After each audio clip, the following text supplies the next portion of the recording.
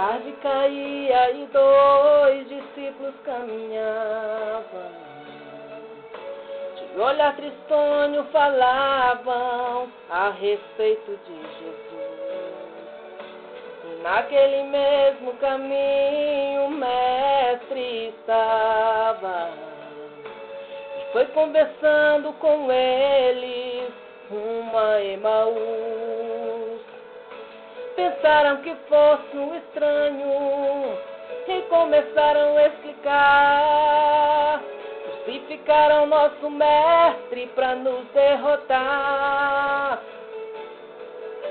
Enquanto eles iam falando, em casa puderam chegar. E sem reconhecerem o mestre, o convidaram pro jantar. Mas quando sentaram à mesa para agradecer a refeição, reconheceram que era Jesus pelo partir do pão. Eu conheço essa voz, eu conheço esse jeito de partir o pão. Esse é o nosso mestre a toda salvação.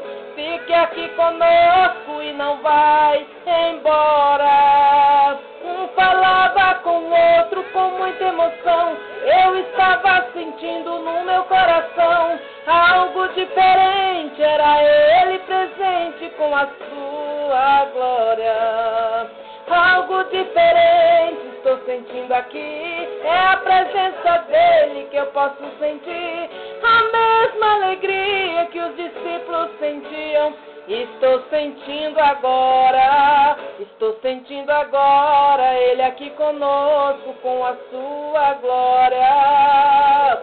Estou sentindo agora, ele aqui conosco com a sua glória.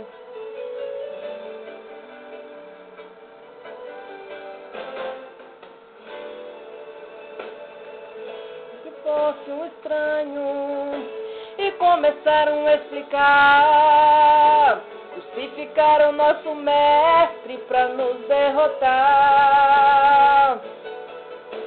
Enquanto eles iam falando, em casa puderam chegar. E sem reconhecerem o mestre, o convidaram pro jantar. Mas quando sentaram à mesa para agradecer a refeição, reconheceram que era Jesus pelo partir do pão.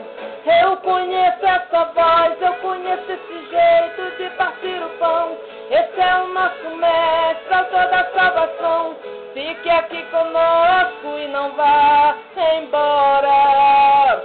Um falava com o outro com muita emoção. Eu estava sentindo no meu coração algo diferente. Era ele presente com a sua glória.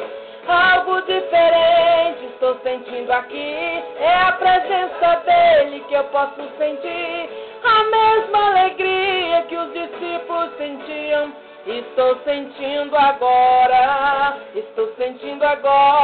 ele aqui conosco com a sua glória. Estou sentindo agora, ele aqui conosco com a sua glória. Estou sentindo agora, ele aqui conosco com a sua glória.